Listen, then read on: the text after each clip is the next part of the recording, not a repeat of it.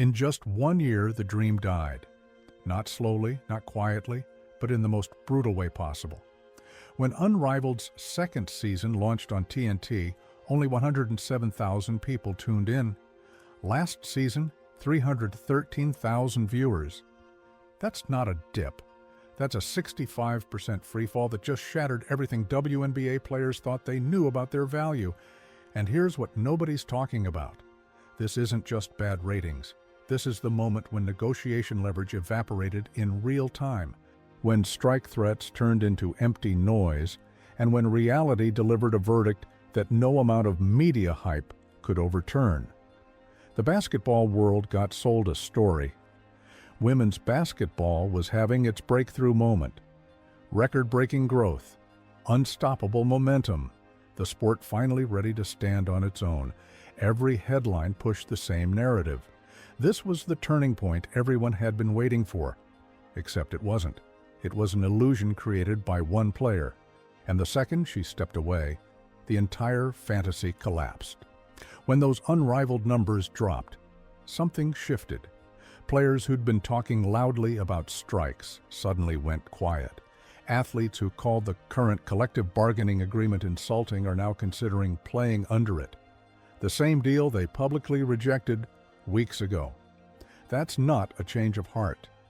That's what happens when your backup plan fails spectacularly on national television. If you believe the story behind the story matters, the narrative the mainstream media won't touch. Hit that like button right now. It tells us we're cutting through the noise together. Here's what's really at stake. The WNBA Players Association rejected the NBA's offer of 50% of net revenue. That's profit after expenses, the standard model virtually every successful sports league uses worldwide. Instead, they demanded 30% of gross revenue before expenses. Under that proposal, the league would lose an estimated $700 million immediately, not over time. Right now, that's not negotiating strategy. That's a fundamental misunderstanding of basic economics, fueled by the belief that mainstream popularity had permanently arrived. Unrivaled was supposed to fix everything. The entire league was designed as leverage, giving WNBA players an alternative during contract negotiations. If players had somewhere else to go, they could demand higher salaries, better revenue sharing, stronger protections. On paper, it looked brilliant. A safety net proving player value independent of the WNBA structure. In practice, it became the exact opposite. Each failed broadcast didn't strengthen their position. It demolished it. TNT didn't back Unrivaled out of charity. They bought into the narrative that women's basketball had reached primetime readiness. Major network, serious promotional budget, primetime slots, everything the players said they needed to prove the audience existed. Those 107,000 viewers just destroyed that entire premise. You don't negotiate from strength when your alternative just proved nobody's watching. And here's where the numbers get genuinely embarrassing. Reports suggest Paige Beckers earned around $348,000 for her unrivaled involvement. She was marketed as the sport's next big thing, the star who'd proved depth beyond Caitlin Clark. The payoff, those same 107,000 viewers, break that down as pure business. And each viewer essentially cost the operation multiple dollars before you even factor in production costs, travel, staff salaries, insurance, facilities, and broadcast infrastructure. That's not a growth trajectory. That's financial quicksand dressed up as progress. Many of you have been saying this for weeks, and you were absolutely right. The entire women's basketball surge wasn't about the sport reaching a new level. It was about one exceptional athlete creating a temporary wave. Remove Caitlin Clark from the equation, and the audience doesn't gradually decrease. It vanishes completely. The data doesn't lie. It doesn't negotiate. It doesn't care about good intentions or political narratives. It simply reveals itself without emotion. Last year, Clark's presence fooled everyone. Media outlets convinced themselves the entire league had leveled up, that new superstars had emerged, that fans were finally hungry for the product. What actually happened was far simpler and infinitely more brutal. One generational talent created measurable interest. Take her away, and everything crashes back to baseline. And that baseline, it's barely sustainable as a business model.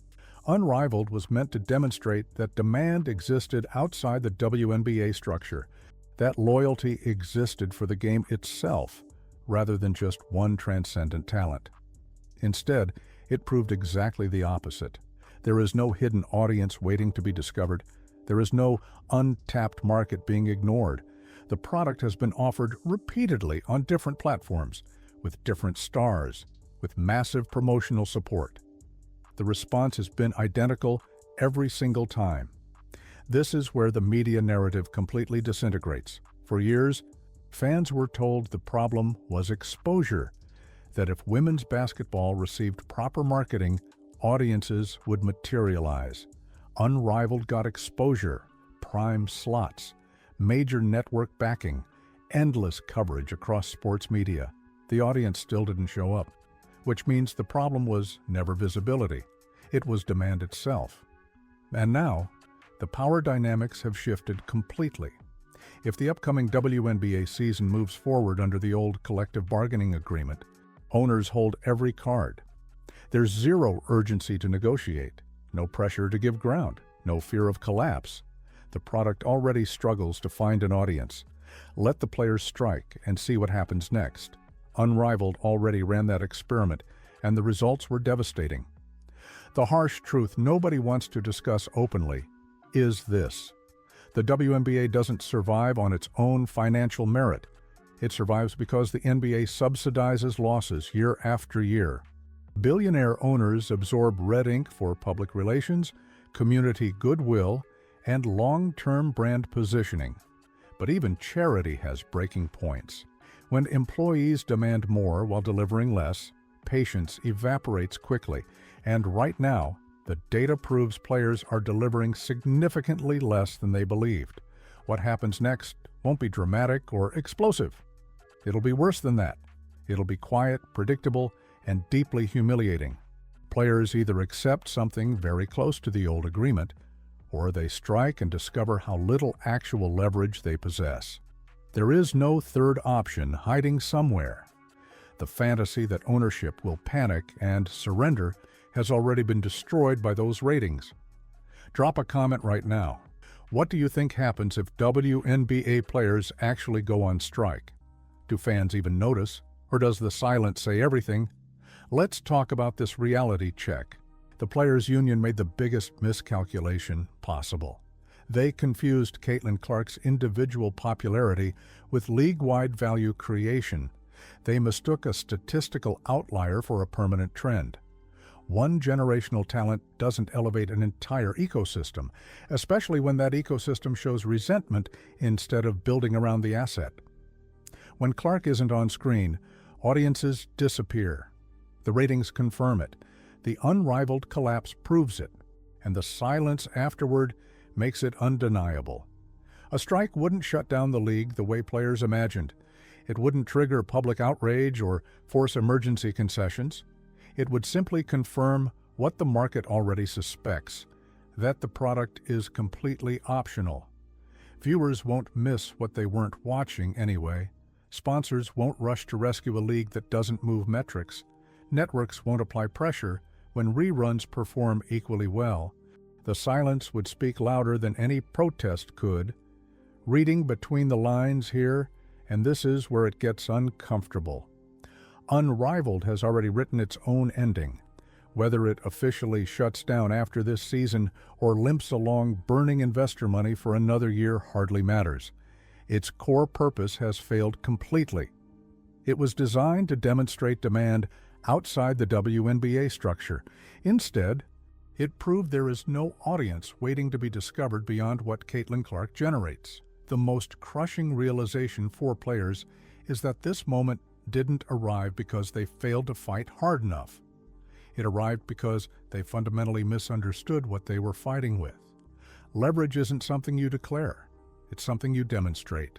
And leverage vanishes the instant your alternative option fails publicly. Once that happens, every bold statement becomes empty noise. Every demand sounds disconnected from reality. Every threat loses its weight. What makes this especially painful is that the league was handed a genuine, once-in-a-generation opportunity. Caitlin Clark brought measurable and undeniable interest, real viewership numbers, real momentum, real proof that the ceiling could move higher. For the first time in WNBA history, women's basketball had evidence that breakthrough popularity was actually possible. Instead of building around that foundation, the ecosystem fractured. Resentment replaced smart strategy. Ideology overwhelmed business sense. Rather than consolidating around what actually worked, they demanded that what didn't work receive equal treatment. But markets don't function that way. They never have and never will. You don't get compensated for being adjacent to demand. You get compensated for generating it. And outside of Clark, the evidence is brutally clear. Connecting the dots reveals something the mainstream narrative won't acknowledge. This isn't about these athletes lacking skill or not working incredibly hard. It simply means that skill alone isn't the product being sold. Attention is the product. Eyeballs are the product. Interest that converts to advertising revenue is the product. Remove the one player generating that attention, and the bottom falls out immediately. The next phase will be defined by quiet retreats rather than loud victories. Public solidarity will fade as private negotiations begin. Players who spoke loudest about unity will be first to secure individual protections. Principles bend quickly when mortgage payments are due. Ideals soften when contracts are on the table. That's not hypocrisy. That's basic human nature under economic pressure. Ownership understands this dynamic perfectly. They don't need to rush anything. Time works completely in their favor.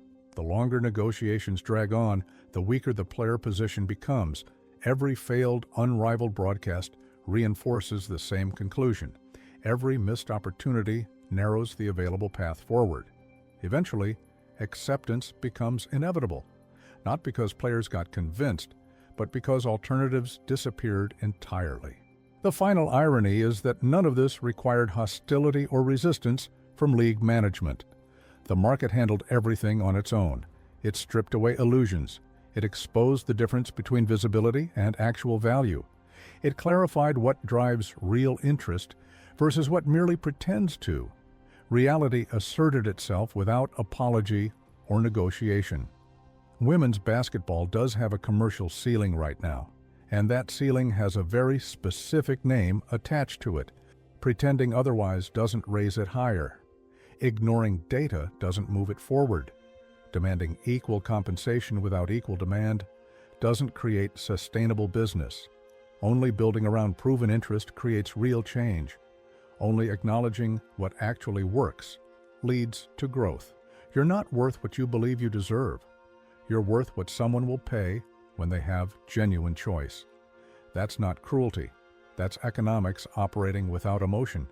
The Unrivaled audience made its choice devastatingly clear. 107,000 viewers isn't a starting point for negotiation.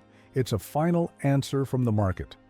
If you're tired of the media pretending this isn't happening, if you want the real analysis nobody else will give you, smash that subscribe button and hit notifications. Because we're going deeper into what happens when WNBA players realize their strike threat just became worthless. Next video breaks down exactly how Clark's return reshapes everything, or if it even can at this point. The question isn't whether players should strike or accept the old deal. The real question is whether they're ready to accept what the market has been screaming at them consistently, or whether they'll keep fighting a reality that doesn't negotiate back. The data already answered. The ratings already spoke. Now we just watch to see if anyone's actually listening.